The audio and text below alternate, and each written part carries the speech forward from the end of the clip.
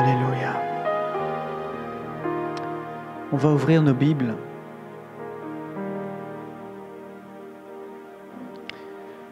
Dans Matthieu, au chapitre 7 et au verset 21.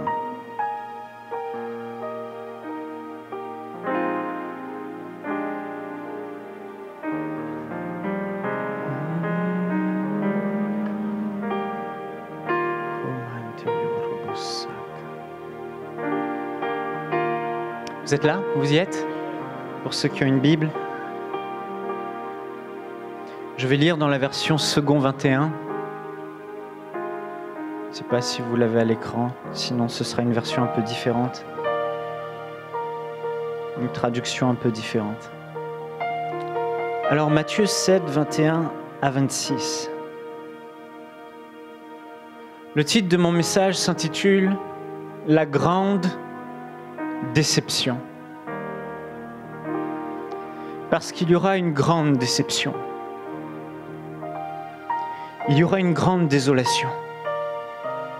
Il y aura une grande incompréhension. Il y aura une grande tristesse. De la part d'un grand nombre de personnes qui se trouvent chaque dimanche dans l'église. Et hier soir, alors que je priais pour savoir quel message vous apporter, je voulais apporter un message sur la destinée, un message sur les projets. J'en parlais avec Harry et Sabine. Et le Saint-Esprit me ramenait à ce message. La grande déception. Et la question qu'il faut se poser, c'est est-ce que toi, ou est-ce que ton voisin, ou est-ce qu'un membre de ta famille, ou est-ce que toi-même est concerné par ce que Jésus dit? Et après, il sera trop tard pour se poser cette question. Il sera trop tard pour s'intéresser à ce genre de choses. Tu es peut-être ici et tu dis, non, moi c'est sûr. Mais qu'en est-il de ceux qui sont à côté de toi? Et je prie que cet enseignement, qu'il te rejoigne toi directement, ou qu'il concerne quelqu'un d'autre dans ta vie, que ces paroles de Jésus puissent faire écho dans ton cœur et changent ton quotidien. Jésus a dit, ceux qui me disent, Seigneur, Seigneur, n'entreront pas tous dans le royaume des cieux, mais seulement celui qui fait la volonté de mon Père céleste.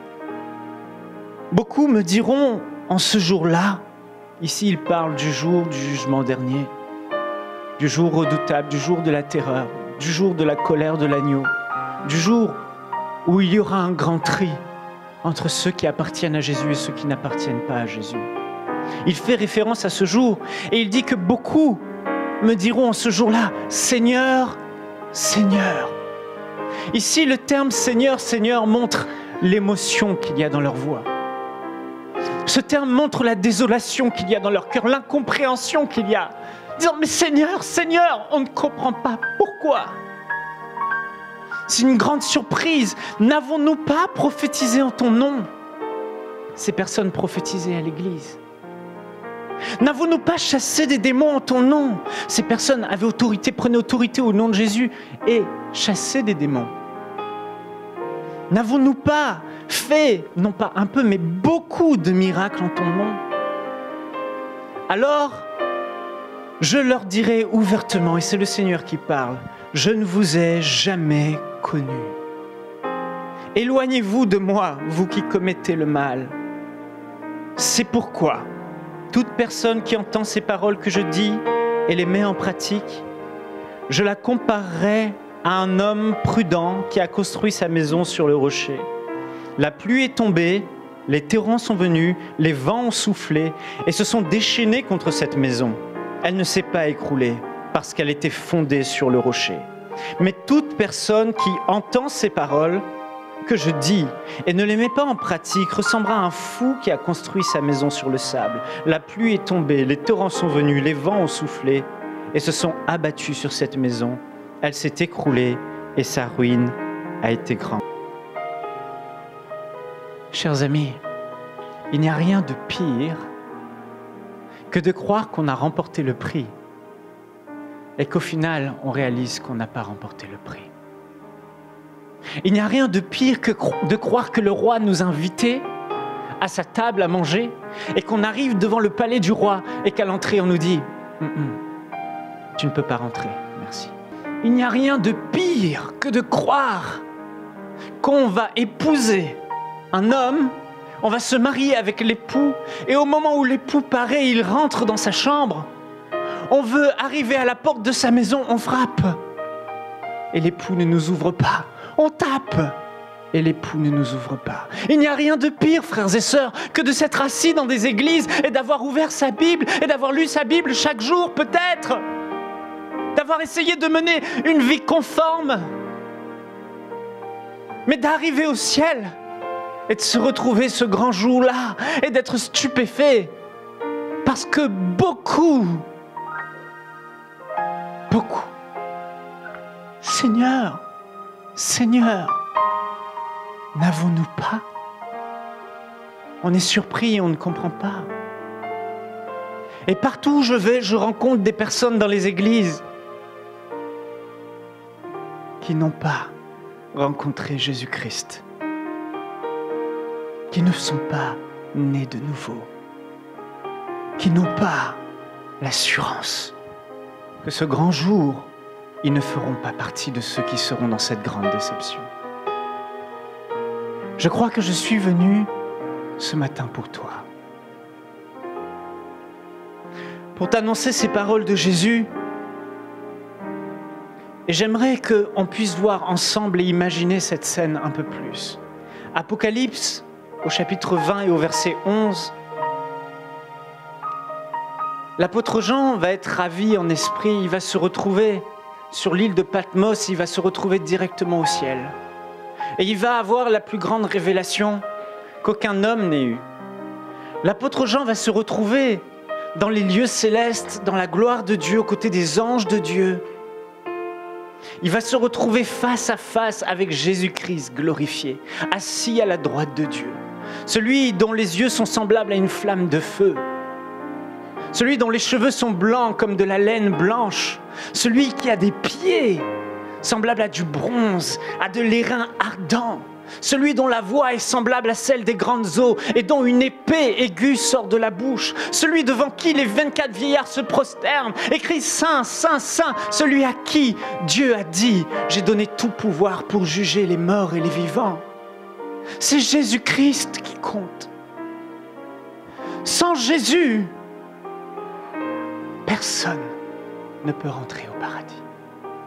Jésus-Christ a reçu du Père l'autorité de pardonner les péchés, lui et lui seul. Il n'a été donné aucun autre nom, aucune autre personne par lesquelles l'homme puisse être sauvé. Et la question qu'il faut se poser ce jour-là, est-ce que Jésus me connaît? Ou est-ce que je ferai partie de ceux qu'il dira ouvertement, je ne vous ai jamais connus? Pourtant, le texte est clair, ces gens étaient à l'église. Ces gens suivaient le rythme des réunions. Ces gens allaient chaque dimanche. Mais quelle déception ce jour-là! Apocalypse 20, 11. Je vis alors un grand trône blanc et celui qui était assis.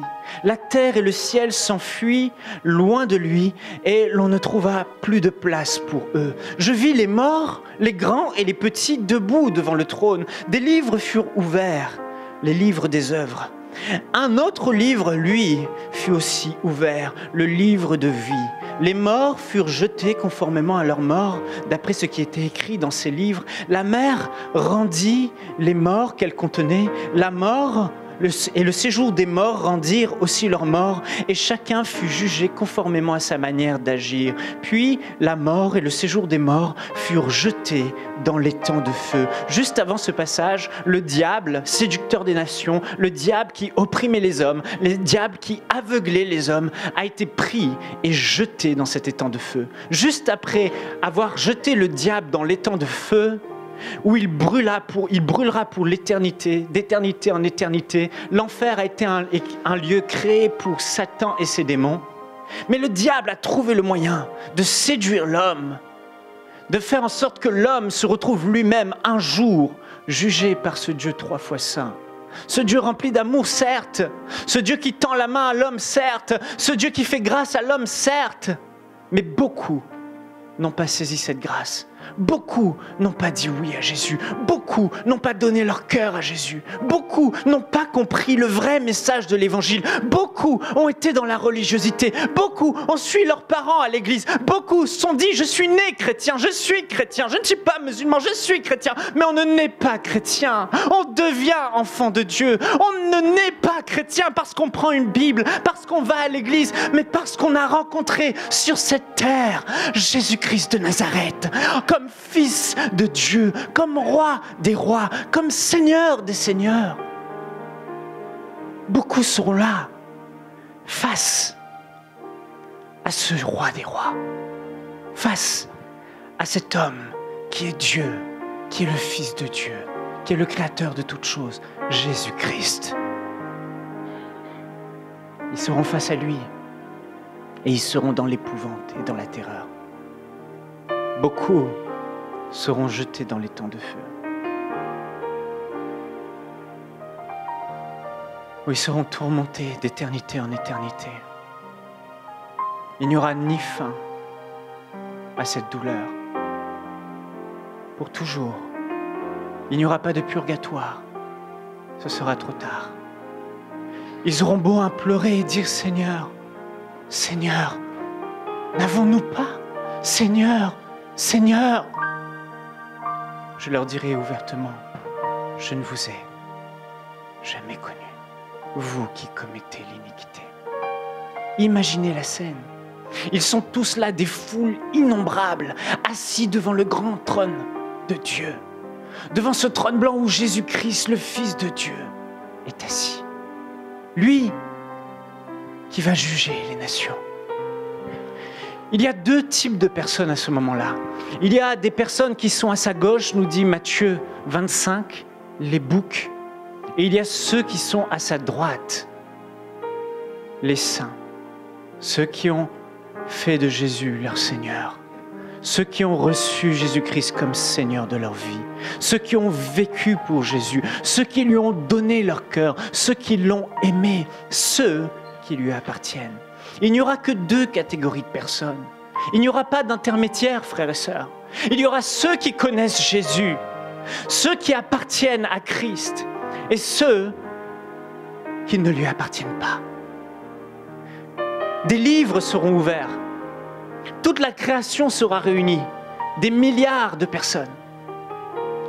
À gauche, ceux qui étaient en enfer, qui étaient revêtus certainement de haillons et de vêtements brûlés, de joues amaigries, affaiblis pendant des années après leur mort sur terre, pris par des anges et amenés dans ce lieu de souffrance, ce lieu chaleureux, de chaleur, ce lieu de prison, vont ressusciter. Ceux qui sont morts en mer, leur corps, ils vont ressusciter. Ceux qui sont morts sur terre, leur corps va ressusciter. Ils vont tous revenir à la vie. Ressusciter, la mort va rendre les morts. Ils vont se retrouver ce jour du jugement. Ils savaient que ce jour arriverait. Et voilà que le grand jour arrive. Hop, ils quittent l'enfer. Pouf, ils se retrouvent devant le trône. Et ceux qui sont morts en Christ, ceux qui appartenaient à Christ, eux sont revêtus de vêtements blancs et ont une couronne sur la tête. Ils sont à droite. Eux sont sereins. Eux ne tremblent pas. Eux n'ont aucune inquiétude. Les autres, à gauche, sont tremblants. Certes, ceux qui appartiennent à Christ seront à droite. Ils seront émus de compassion. Ils regarderont ces gens parce qu'ils savent la terreur qui est devant eux. Et ceux qui seront à gauche, ceux qui n'appartiennent pas à Christ, trembleront d'effroi. Parce qu'ils savent qu'ils vont suivre leur maître. Ils savent qu'ils vont suivre le diable. L'homme ne réalise pas que soit il est avec Jésus, soit il est avec le diable. Oui, mais moi je n'ai jamais fait de pacte avec le diable. Ceux qui ne sont pas avec Jésus sont nés dans le péché. Et celui qui est dans le péché est du diable. Mais ce Dieu d'amour nous a tellement aimés qu'il est venu sur cette terre et qu'il a donné sa vie il est mort et il est ressuscité. Et il a donné à des hommes le mandat d'aller et de prêcher la bonne nouvelle. Et de dire à chaque homme que si sur cette terre, vous donnez votre cœur à Jésus, vous recevez ses instructions, vous le suivez et vous l'aimez, et que vous lui appartenez, vous pouvez avoir l'assurance, même si votre vie n'est pas parfaite, que ce grand jour, vous serez à droite et que Jésus lui-même vous justifiera. Non pas parce que vous avez été parfait, mais parce que vous lui avez donné votre vie et vous lui appartenez. Tous ceux qui lui appartiennent seront ce jour-là sereins, seront ce jour-là en paix. Des livres seront ouverts. Des livres, vous savez, la Bible est la parole de Dieu et tout ce qu'elle a prophétisé s'est accompli. Rien de ce qu'elle a dit n'est pas arrivé. Et ce jour dont on est en train de parler, dont Jésus parle, arrivera aussi, avec certitude, avec exactitude, de la même manière dont je suis en train de vous décrire, sans le moindre défaut, exactement pareil, tel qu'il est écrit. Des livres seront ouverts devant chaque homme, devant vous, devant moi, et dans ces livres seront écrits tous les actes, toutes les œuvres de notre vie, bons et mauvais. Oui, je verrai dans ce livre toutes les fois où j'ai menti. Oui, je verrai dans ce livre toutes les fois où j'ai volé l'argent de mon père. Oui, je verrai dans ce livre toutes les fois où j'ai forniqué. Toutes ces fois où j'ai commis des immoralités sexuelles. Devant ce Dieu 3 fois saint, qui ne tolère pas une goutte de péché, qui a dit juste après dans Apocalypse, dans les versets qui suivent, celui qui était assis sur le trône dit « Je suis l'alpha et l'oméga, le commencement et la fin. À celui qui a soif, je donnerai à boire gratuitement de la source de l'eau de vie. Le vainqueur recevra cet héritage, je serai son Dieu, il sera mon fils. Quant aux lâches, aux incrédules, à ceux qui commettent l'abomination, aux meurtriers, à ceux qui vivent dans l'immoralité sexuelle, aux sorciers, aux idolâtres et à tous les menteurs, leur part sera dans l'étang ardent de feu et de soufre. Oui, mais Dieu est amour. Oui, Dieu est amour. Et c'est parce qu'il est amour qu'il ne cesse de retarder ce jour de la colère. Parce qu'il t'aime, parce qu'il m'aime. Il n'est pas revenu encore, parce qu'il m'aime. Il a attendu que Michael soit sauvé. Il a attendu que Harry soit sauvé. Il a attendu que Sabine soit sauvée. Il a attendu que peut-être toi tu sois sauvé. Et il attend encore que ceux qui n'ont pas encore donné leur cœur à Jésus puissent le faire aujourd'hui. Parce que c'est aujourd'hui le jour de ton salut. Tu n'es pas venu ici par hasard. Il y a quelque chose ce matin qui t'a amené. C'est la main de Dieu. Ce Jésus nous a tellement aimés qu'il ne cesse de repousser. Mais une chose est certaine, rien de ce qui est impur. La Bible se termine par ce passage. Rien de ce qui est impur et souillé n'entrera au paradis. Rien n'entrera dans la ville sainte. Car Dieu est amour, mais Dieu est aussi 3 fois saint. Tous seront coupables, tous verront ce livre. Mais lorsque je verrai ce livre, je ne tremblerai pas, parce que je sais que ma vie a changé. Parce que je sais que le Saint-Esprit est venu en moi lorsque j'ai donné ma vie à Jésus-Christ. Il y a eu un avant et un après. Il y a eu une rencontre sur cette terre. J'ai rencontré celui qui a pardonné mes péchés, Jésus-Christ. Et c'est lui qui est ma justice.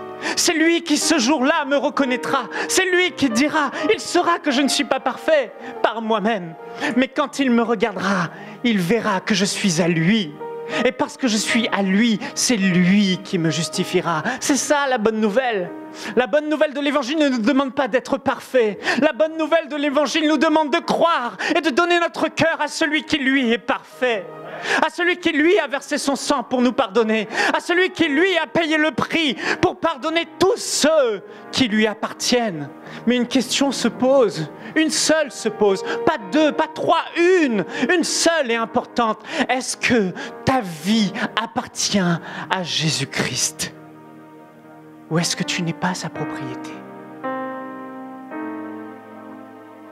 Lorsque ces livres seront ouverts, tous les hommes seront condamnés à cause d'une seule faute commise dans ce livre.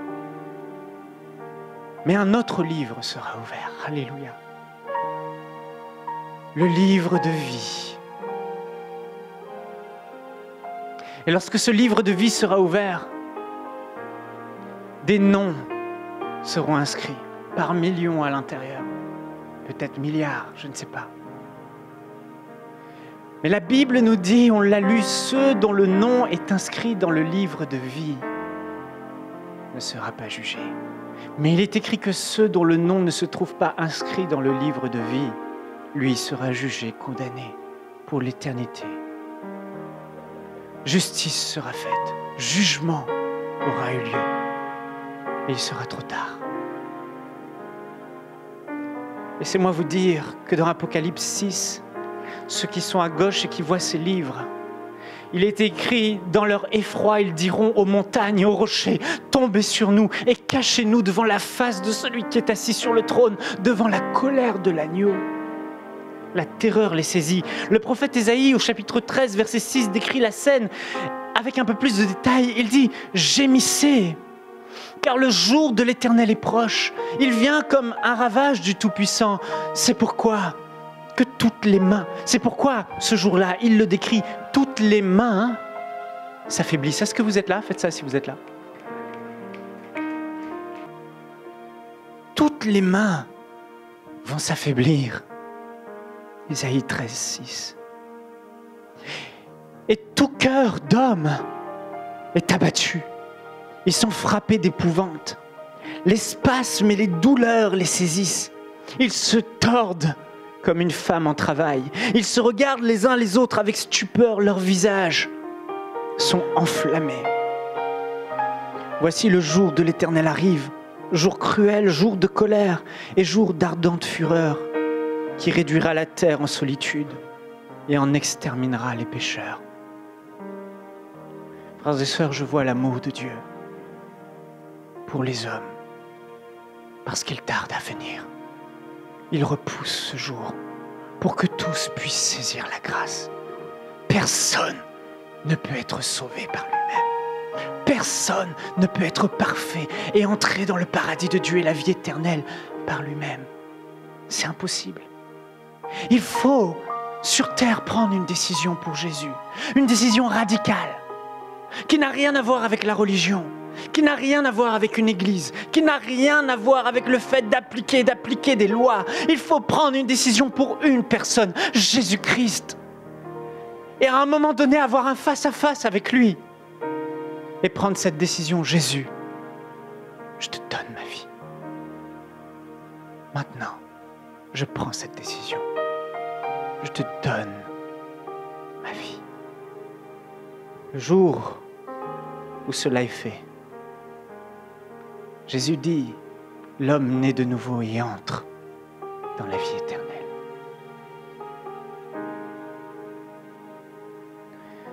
Les hommes qui n'appartenaient pas à Jésus, qui n'ont pas fait de Jésus le Seigneur de leur vie, hommes, femmes, d'une multitude seront pris par les anges de Dieu et jetés dans les temps de feu. Le passage continue et Jésus se tournera vers ceux qui sont à sa droite, ceux qui lui appartiennent, revêtus d'un vêtement blanc et d'une couronne. Et la nouvelle Jérusalem va descendre du ciel, préparée pour son Église, pour ceux qui lui appartiennent. La Bible dit que Jésus essuiera les larmes de leurs yeux. Larmes d'avoir vécu une vie, peut-être de restriction, certes. D'avoir été peut-être critiqué sur cette terre, certes. De n'avoir pas suivi les traditions des pères, certes.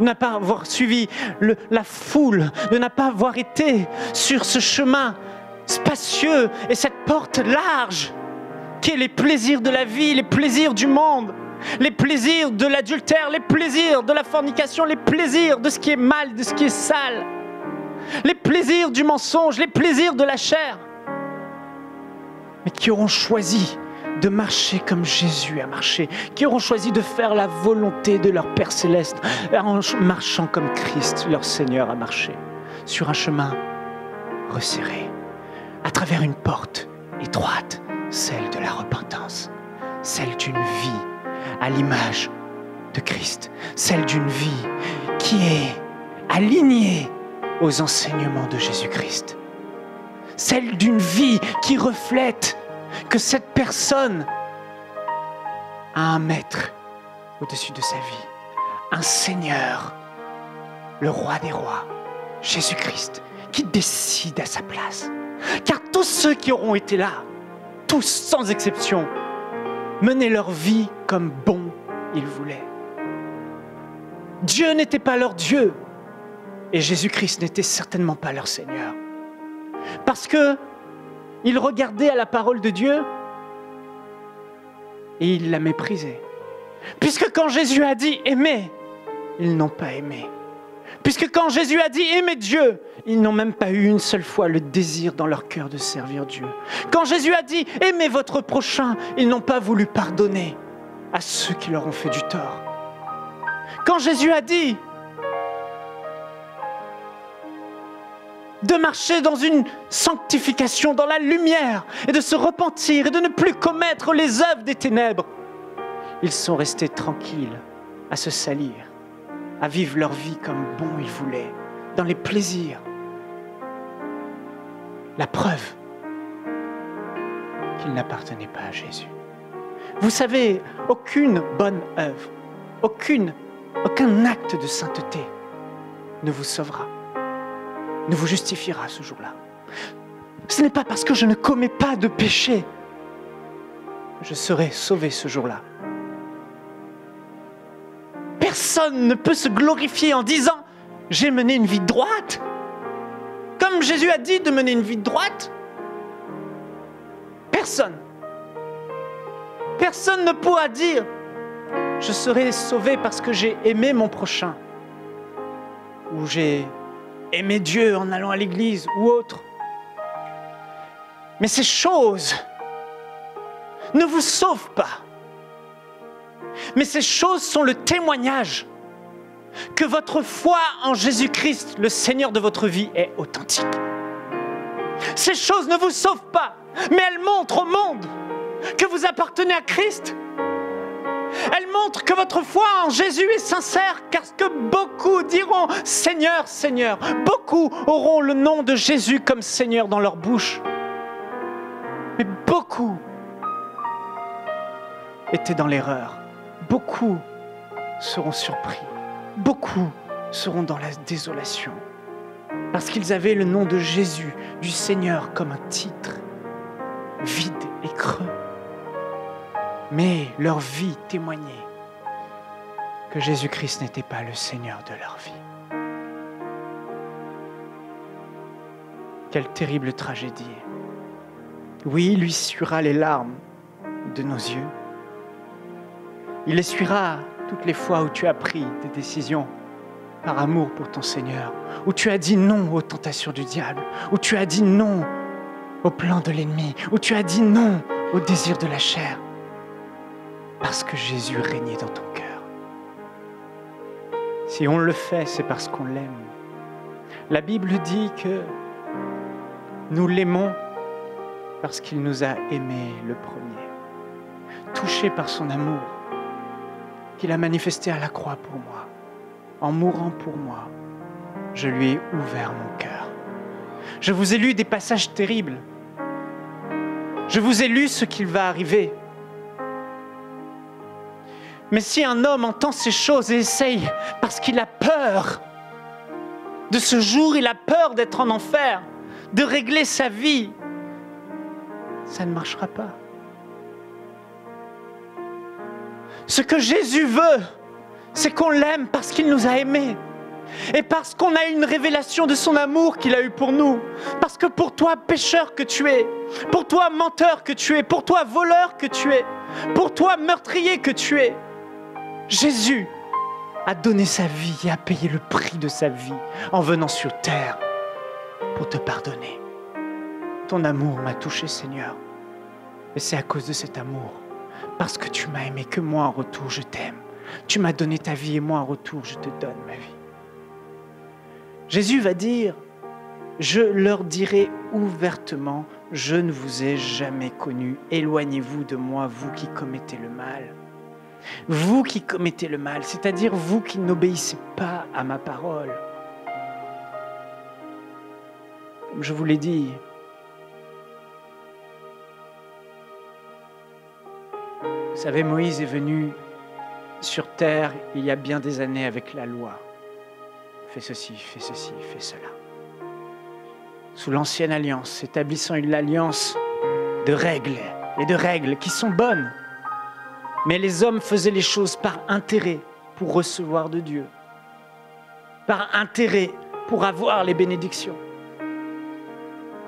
Mais Dieu n'était pas dans leur cœur. Jésus-Christ n'était pas leur Seigneur.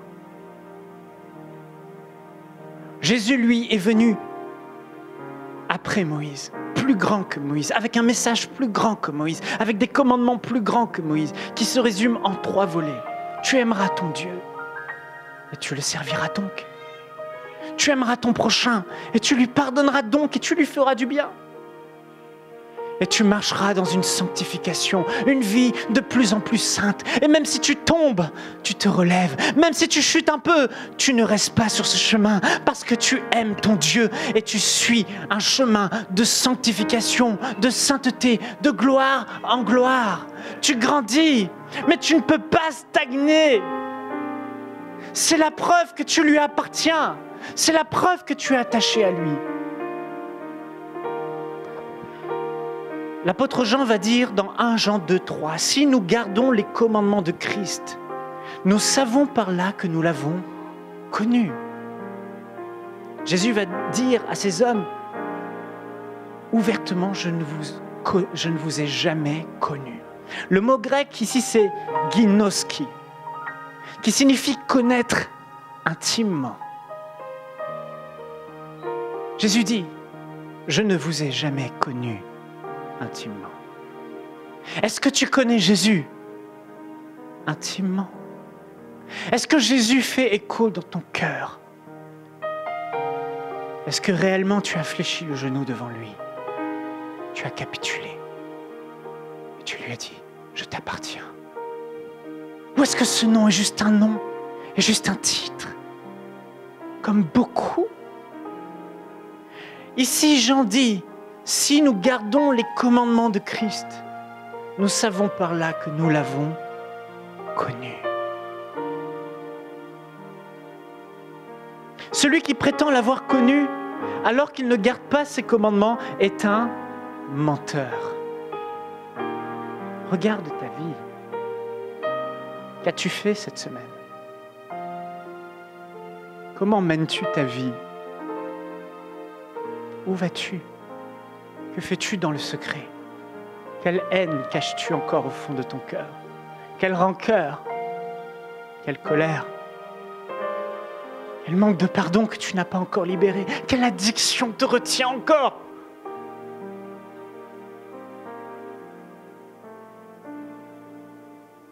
Celui qui ne garde pas ses commandements est un menteur et la vérité n'est pas en lui. Mais l'amour de Dieu est vraiment parfait en celui qui garde sa parole. C'est à cela que nous reconnaissons que nous sommes en lui. Celui qui affirme demeurer en Christ doit aussi vivre comme lui-même a vécu. Ici, Jésus met en garde cette foule et il dit, « Oh, beaucoup diront Seigneur, Seigneur, beaucoup seront surpris et voici la preuve que vous faites partie de ce genre de personnes. Regardez, je vous dis quelque chose et vous ne le faites pas. Je parle et vous n'obéissez pas. Vous lisez et ça passe à côté. Suis-je réellement votre Seigneur ou pas? » Hey, il nous interpelle pour nous faire changer. Il nous interpelle pour nous montrer où on se situe. Il nous interpelle pour nous dire que ce n'est pas parce qu'on s'assoit sur ces bancs, sur ces chaises, ou qu'on chante ces cantiques qu'on lui appartient. Et il nous interpelle pour nous pousser à changer. Il nous interpelle non pas pour nous condamner, mais pour nous tendre sa main et dire « Faites de moi votre Seigneur, votre Maître. » Ouais, c'est par amour qu'il le fait. Sinon, il se serait frotté des doigts. frotter les mains et il nous aurait laissé. Mais merci Seigneur d'avoir insisté, non pas une fois, mais à maintes reprises dans les Écritures. Pas pour nous enseigner des principes et des principes, mais pour nous montrer le chemin de la vie éternelle. Parce qu'il n'y a rien de plus important que votre salut.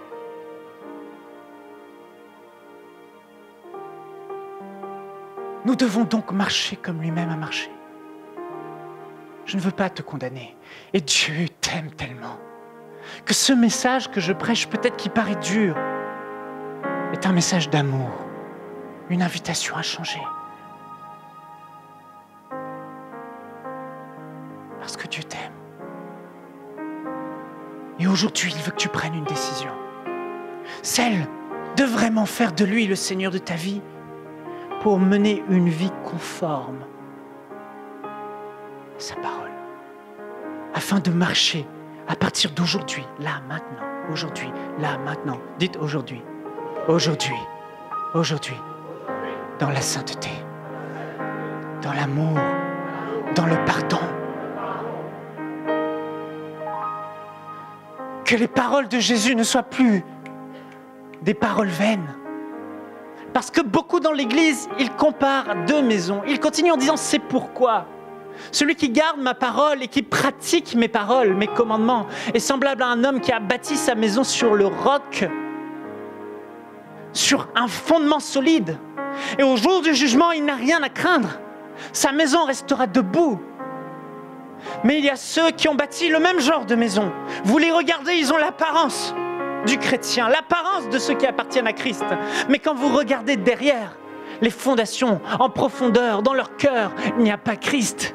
Jésus n'existe pas. Jésus est juste un titre. Jésus est juste un nom. Et c'est du sable.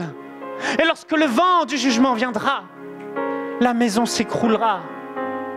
Alors, le seul moyen de différencier et de faire le grand tri aujourd'hui dans ta vie, c'est regarde ta vie est-elle conforme à ce que Christ te dit? Parce que la manière dont tu réagis à la parole de Jésus témoigne de qui est Jésus pour toi. Si Jésus dit d'aimer que tu n'aimes pas, ça veut dire que tu n'aimes pas Jésus. Si vous m'aimez, vous garderez mes commandements. Ça veut dire que Jésus n'est rien pour toi. Ça veut dire qu'il n'est pas encore ce Dieu dans ta vie. Je veux t'encourager. Lorsque tu aimes quelqu'un, lorsque quelqu'un est important pour toi, prenez un homme, les jeunes hommes. Il y a un jeune homme ici? Ouais, viens. Un jeune homme. Lorsque j'avais son âge, un peu plus grand peut-être, je prenais pour une fille, j'étais prêt à changer, à voyager, pour une fille. Pour une fille, j'ai après 1 mois d'école en première, S, scientifique, j'ai changé de classe, prétendant ne pas aimer une matière pour une fille, pour draguer une fille, pour ensuite la gagner. Pour une fille, je suis venu à l'église chaque dimanche, parce qu'elle chantait sur l'estrade et elle était belle. Pour une fille. Cette fille aurait pu me dire n'importe quoi, je l'aurais fait. Merci. Imaginez-vous la mesure dont vous aimez quelqu'un et vous considérez quelqu'un. Vous allez considérer sa parole. Mais si sa parole, tu as dit, mais c'est que dans ton cœur, Jésus ne règne pas. Je vais finir.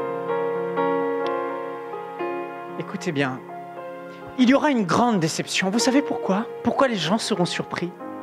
Parce qu'ils auront cru en un message qui était faux. Ils auront cru en un faux message de l'Évangile. Non pas forcément que leur pasteur ou leur leader n'auront pas prêché le vrai message, mais parce qu'ils auront fermé leur cœur au véritable message, parce qu'ils auront mis des œillères pour ne pas voir et des bouchons pour ne pas entendre. Écoutez, la Bible nous dit, écoutez-moi, vous êtes là, faites ça, c'est le moment où il faut écouter. Pourquoi ces gens seront surpris? Parce que ils auront cru que l'évangile qui sauve, c'est de faire de Jésus son sauveur. Mais Jésus sauveur ne sauvera personne.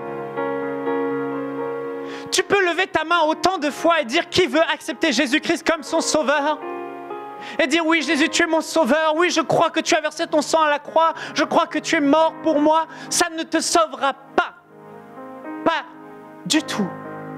Jésus sauveur, croire en Jésus sauveur ne sauve personne. Oui, il est le sauveur de tous les hommes.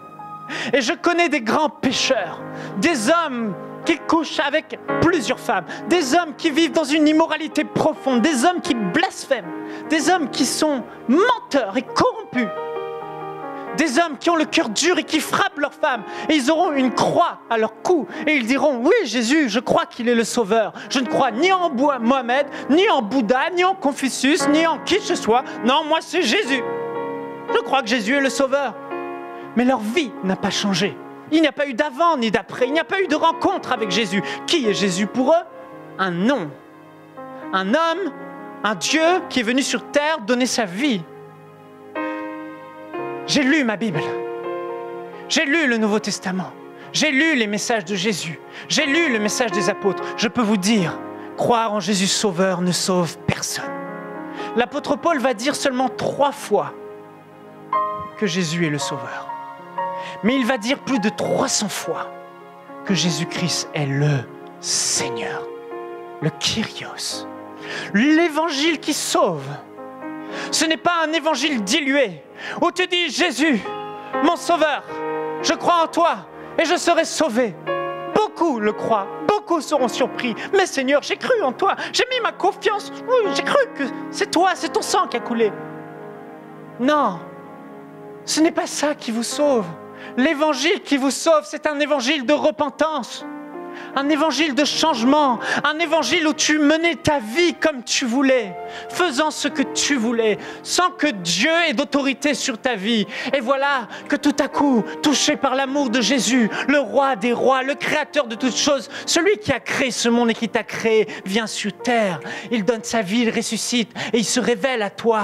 Et lorsque tu rencontres Jésus-Christ, tu ne rencontres pas un homme, tu rencontres Dieu lui-même, ton créateur. Tu rencontres celui par qui est toute chose et pour qui est toute chose. Nous avons été créés pour lui. Nous sommes l'ouvrage de ses mains. Nous sommes sa création. Et quand tu rencontres ce Dieu, il devient ton Dieu.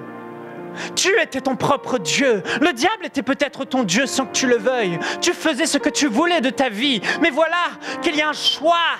Il y a une lutte à ce moment. Ce grand jour, une lutte terrible en toi. Le jour où tu prends la décision. Le jour où tu capitules. Voilà pourquoi la Bible dit dans Romains au chapitre 10 et au verset 9. En effet, si de ta bouche tu déclares que Jésus-Christ est Seigneur, Kyrios, ça veut dire maître, propriétaire, Dieu, autorité suprême dans ta vie. Ça veut dire que quand il parle, la chose est vérité pour toi. Ça veut dire que quand il dit quelque chose, tu obéis. Et si ce n'est pas le cas, c'est qu'il ne règne pas dans ton cœur. Voilà pourquoi Jésus a dit, amenez-les, amenez ici mes ennemis, le jour du jugement. En parabole, il a parlé. Ceux qui ont refusé que je règne sur eux, et tuez-les devant moi. Oh! Ils seront surpris parce qu'ils ont cru que simplement croire en Jésus Sauveur les sauverait. Mais jamais, jamais, jamais. La grande déception, la grande surprise, trompé par un faux message de l'Évangile. Ce qui sauve, c'est Jésus-Christ. Si de ta bouche tu déclares que Jésus-Christ est Seigneur, et si tu crois dans ton cœur que Dieu l'a ressuscité entre les morts, tu seras sauvé. Il faut que Jésus soit pour toi le Sauveur, et avant tout le Seigneur. Le Seigneur de ta vie qui te sauve. Parce qu'il devient ton Seigneur, ton propriétaire, il te sauvera parce que tu es à lui. L'apôtre Paul a dit à Timothée que cela est marqué comme un sceau. Un sceau. Personne ne peut le défaire. Dieu connaît ceux qui lui appartiennent. Et ceux qui se disent appartenir à Dieu, à Christ, qu'ils s'éloignent du mal. Un sceau. Dieu connaît ceux qui lui appartiennent. À l'époque de Jésus, le terme Seigneur était un terme connu. César était le grand Kyrios. Et tout le monde devait dire César est Kyrios, César est Seigneur. Et les chrétiens refusaient de dire que César était le Kyrios. Les chrétiens refusaient de dire que César était le Seigneur. Voilà pourquoi, quand on disait César est le Kyrios, le chrétien ne pouvait pas confesser de sa bouche que César était le Kyrios, parce qu'il avait un autre propriétaire, qui n'était pas César, qui était Dieu, Jésus-Christ de Nazareth, le Fils de Dieu, à qui il avait donné son cœur. Et le chrétien répondait, non, le Seigneur de ma vie, c'est Jésus-Christ. César en colère disait, mettez-les au feu, brûlez-les. Et des milliers de chrétiens se retrouvaient comme des torches humaines dans les rues de Rome, parce qu'ils refusaient de dire qu'ils avaient un autre Seigneur sur leur vie. Pourquoi refusaient-ils? Parce que c'est ça qui les sauve. Parce que c'est la source même de leur salut. Jésus, mon Seigneur et mon Dieu, a dit Thomas. Pierre, dans le moment où il allait partir, lorsqu'il a écrit son épître de 2 Pierre, il a dit à 3 reprises, lorsqu'il parlait de Jésus, notre Seigneur et notre Sauveur. 300 fois. 3 fois seulement Sauveur. La Bible dit dans Philippiens chapitre 2, verset 9, c'est pourquoi Dieu l'a souverainement élevé. Et lui a donné le nom qui est au-dessus de tout nom, afin qu'au nom de Jésus, tout genou fléchisse dans les cieux et sur la terre et sous la terre. Et que toute langue confesse que Jésus-Christ est à la gloire de Dieu le Père. Que Jésus-Christ est ton chef, ton propriétaire, ton roi, ton Dieu, ton souverain, ton autorité suprême. Jésus va dire, pourquoi m'appelez-vous Seigneur, Seigneur dans Luc 6, 46 ? Pourquoi m'appelez-vous Seigneur, Seigneur, et ne faites-vous pas ce que je vous dis? Si je suis votre Seigneur, pourquoi ne faites-vous pas ce que je vous dis? Il y a une incohérence dans ta vie. Il y a une incohérence dans ta vie. Et ce matin, Jésus veut effacer cette incohérence et devenir ton Seigneur. Un jour, un homme riche, je finis par là, est venu voir Jésus. Il avait de grands biens. Lorsque Jésus était sur terre avant sa résurrection d'entre les morts, il est venu vers Jésus, il lui a dit, bon maître, vous m'écoutez, faites ça encore, j'ai encore votre attention. Écoutez-moi, et que les écailles tombent des yeux. Il vient vers Jésus, et cet homme est tourmenté par la mort. Il se dit, mais qu'est-ce que je peux faire pour avoir la vie éternelle? Et peut-être comme moi dans le passé, tu n'étais pas sûr et tourmenté par cette même question, mais est-ce que je vais vivre ou pas? Est-ce que j'aurai la vie éternelle ou pas? Cet homme vient vers Jésus et dit, Jésus faisait des miracles. Jésus parlait comme aucun homme n'a parlé. Jésus parlait avec autorité et il voyait Jésus comme un grand prophète, comme un grand maître. Et il dit, bon maître. Jésus va lui dire, pourquoi m'appelles-tu bon? Il n'y a que Dieu seul qui soit bon. Pourquoi Jésus dit ça? Il n'y a que Dieu seul qui soit bon. Pourquoi m'appelles-tu bon? Alors que Jésus est Dieu, fait chair. Il n'a ni commencement ni fin. Jésus est Dieu. Pourquoi dit-il, pourquoi m'appelles-tu bon? Il n'y a que Dieu seul qui soit bon. Jésus savait que cet homme ne le regardait pas avec le bon regard. Jésus voyait que cet homme le voyait comme un simple prophète, comme un simple homme, comme un simple serviteur de Dieu. Mais il n'a pas vu que Jésus était Dieu lui-même, son créateur. Cet homme n'a pas vu qu'il était en face de celui qui l'a tant aimé, qu'il l'a façonné, tissé dans le ventre de sa mère. Cet homme n'a pas vu qu'il était en face de celui qui a dit que la lumière soit et que la lumière fut. Il n'était pas en face de celui qui était le créateur de toutes choses. Bien-aimé, il l'a appelé Jésus bon maître. Jésus l'a taquiné. Jésus a mis le doigt sur le problème. Pourquoi m'appelles-tu bon? Alors que tu ne crois pas que je suis Dieu au fond de toi. Moi qui sonde les cœurs et les reins, je vois dans ton cœur. Et je sais que tu n'as pas encore eu cette révélation. Que je suis ton Dieu, ton Créateur qui t'aime. Je suis Jésus-Christ, le Roi des rois, le Seigneur des seigneurs. Et cet homme va dire, mais Jésus, que puis-je faire pour avoir la vie éternelle? Jésus dit, tu connais la loi. Il n'était pas encore ressuscité. Il dit, fais ceci, fais cela. C'est ce que dit la loi. Mais cet homme dit, depuis tout petit, je le fais.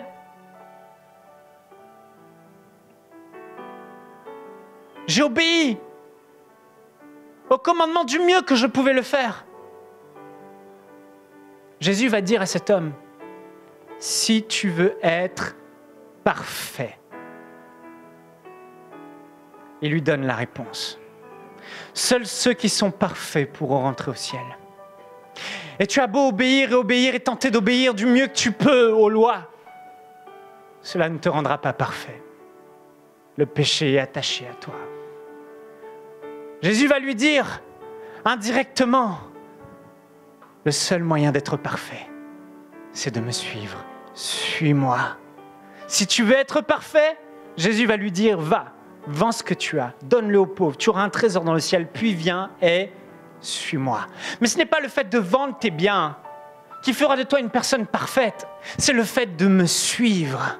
La question qu'il faut se poser, c'est est-ce que tu suis ton maître? Est-ce que Jésus-Christ est ton Seigneur? Et est-ce que tu le suis? C'est seulement là que tu pourras être parfait et aller dans la vie éternelle. C'est ce que Jésus lui dit.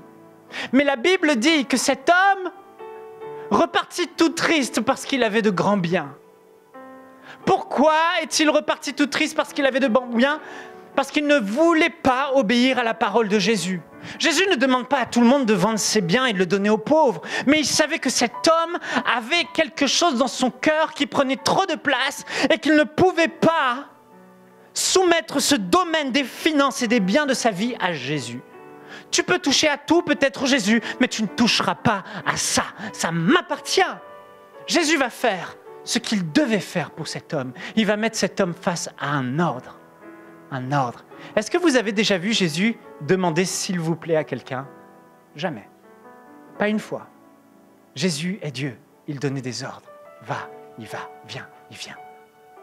Et il dit à cet homme, vends tout ce que tu as et donne-le aux pauvres. Et tu auras un trésor dans le ciel. Viens et suis-moi. Et cet homme était face à un choix. Jésus te mettra toujours face à un choix. Le choix de sa parole. Et il va regarder comment tu réagis à sa parole. Il te dit pardonne à cet homme. Il te dit pardonne encore à cette femme, comme moi je t'ai pardonné. Pardonne-la autant de fois que tu dois lui pardonner. Il te met face à la vérité de sa parole. Et comment tu réagis à sa parole? Si tu obéis à sa parole, ça montre que ton cœur est prêt pour le royaume de Dieu. Si tu désobéis à sa parole, ça montre que tu n'es pas prêt à ce que Jésus règne sur toi. Cet homme a fait le choix. Il y avait un autre homme, Zachée, pauvre. Il était sur un arbre, riche, mais sans Dieu. Il était sur un arbre et il regardait à Jésus et il dit, mais je veux voir cet homme, je veux voir Jésus, il fait de grandes choses. Et il le regardait caché dans un arbre. Il se cachait parce qu'il était de petite taille, mais il se cachait aussi parce qu'il était quelqu'un de mauvaise vie. Zachée était un percepteur d'impôts. Zachée était un publicain. Et Zachée n'était pas aimé du peuple. Zachée était un voleur, un menteur, un escroc. Mais lorsqu'il a vu Jésus, Jésus pour la première fois se tourne vers cet autre homme très riche, Zachée. Et il lui dit, Zachée, je t'ai vu dans ton arbre, descends maintenant, parce que je vais manger chez toi. Jésus a vu dans le cœur de Zachée que Zachée, lui, n'avait peut-être pas l'apparence de la piété. Zachée avait peut-être fait des choses qui étaient mauvaises, mais Zachée avait un cœur pour Jésus. Zachée était prêt à faire de Jésus-Christ le Seigneur de sa vie. Zachée était prêt à avoir un autre maître que lui-même, un autre maître que Satan. Zachée était prêt. Et Zachée a dit, oui, je viens. Il est rentré chez lui, il a dit à sa femme et à ses serviteurs, apprêtez le repas parce que le maître vient. Quand Jésus est rentré, il a dit, Seigneur Jésus, oh mon cœur est prêt. Le mal que je fais aux gens, je vais donner au quadruple ce que j'ai volé. Et je vais donner la moitié de mes biens. C'est ce que Zachée a fait. La repentance. Il s'est aligné au message de Jésus tout de suite. Il savait que Jésus voulait un cœur partageux. Jésus voulait une sainteté. Il n'a pas attendu. Jésus, maintenant ma vie, je la mets en conformité avec toi. Tu deviens mon Seigneur. Jésus dit, je n'ai pas besoin de plus. Le salut est entré dans cette maison aujourd'hui.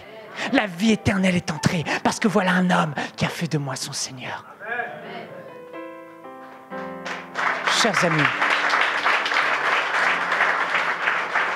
je veux vous parler sérieusement. J'étais à Bordeaux. À Bordeaux, un jeune homme, sorti d'une réunion. Il n'était pas sauvé. Il était là, sa mère est venue en désespoir nous voir. Il était devant sa télé, un soir, en pleine santé, moins de 30 ans, en pleine forme, bien bâti. Je suis allé voir cet homme à l'hôpital dans le coma. mourant depuis plus de 60 jours. Ce jeune homme était en train de regarder la télé. Il était en train de vivre une vie normale. Et tout à coup, son cœur a lâché. Tout à coup. Arrêt cardiaque. Dans le coma. Je voyais cet homme à l'hôpital. Il était comme ça.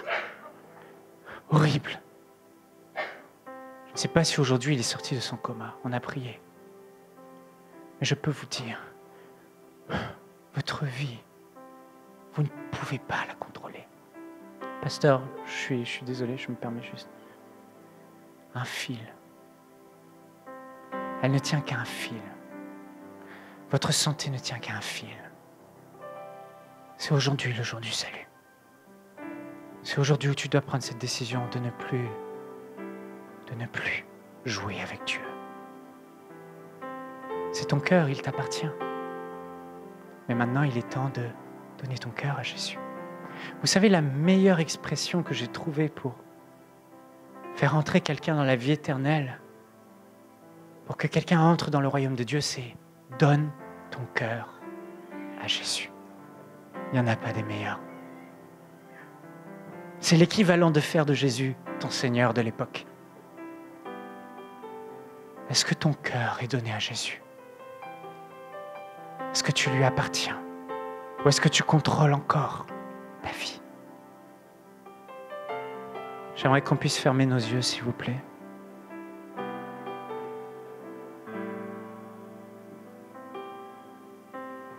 Pourquoi attendre d'être au fond du trou encore plus bas que tu ne l'es pour venir à celui qui est la vie? Jésus a dit, celui qui ne prend pas sa croix, la mort à sa propre volonté, cède ta volonté à Dieu et ne me suis pas, n'est pas digne de moi. Celui qui conservera sa vie la perdra, et celui qui perdra sa vie, sa volonté à cause de moi, la retrouvera. Tu es venu ici le cœur lourd. Tu es venu ici avec un fardeau. Mais Dieu m'a arrêté hier soir pour toi. Juste pour toi, parce qu'il y a plus de joie dans le ciel pour un pécheur qui se repent que pour 99 justes qui n'ont pas besoin de repentance. Là où tu es, tu n'as pas fait de Jésus-Christ le Seigneur de ta vie. Lorsqu'en 2002, je l'ai rencontré, qui s'est révélé à moi, que j'ai eu cette vision dans mon cœur et qui m'a dit « Michaël, je t'aime » et qu'il m'a mis face à ce choix. Je ne sais pas comment il l'a fait, mais il a fait défiler devant ma vie toutes les choses auxquelles je tenais, une fraction de seconde. Et il m'a dit « Maintenant, fais un choix ».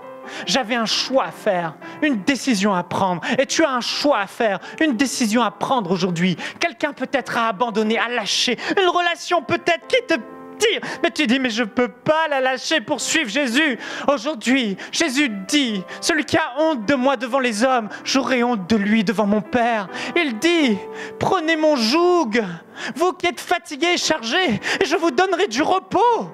Je vous donnerai la paix, la joie dont vous avez besoin, l'amour dont vous avez besoin. Je mettrai mon esprit en vous. Prenez mon joug, le joug de sa royauté. Recevez mes instructions, car je suis doux et humble de cœur. N'ayez pas peur d'obéir à ma voix. N'ayez pas peur de me suivre. N'ayez pas peur de faire de moi le Seigneur de votre vie. Si c'est ton cas, qu'aujourd'hui tu réalises que Jésus n'est peut-être ton sauveur, mais pas le Seigneur de ta vie. J'aimerais que tu lèves ta main bien haut, s'il te plaît. On va prier.